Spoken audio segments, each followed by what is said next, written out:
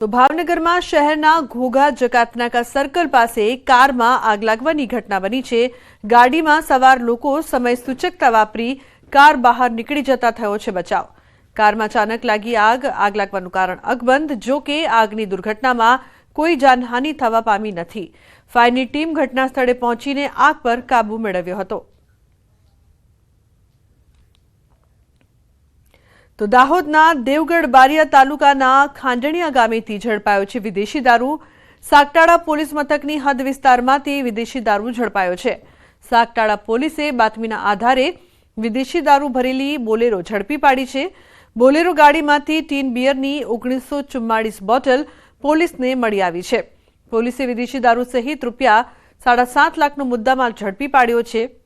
Bootlegger સહિત કુલ 4ની સામે ગુનો નોંધીને કાર્યવાહી હાથ ધરાઈ છે।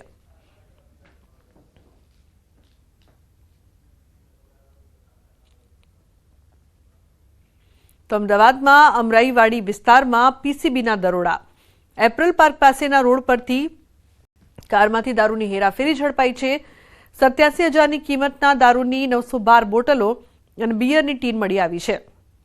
કાર સહિત 5.87 લાખથી વધુનું મુદ્દામાલ જપ્ત કરવામાં આવ્યું।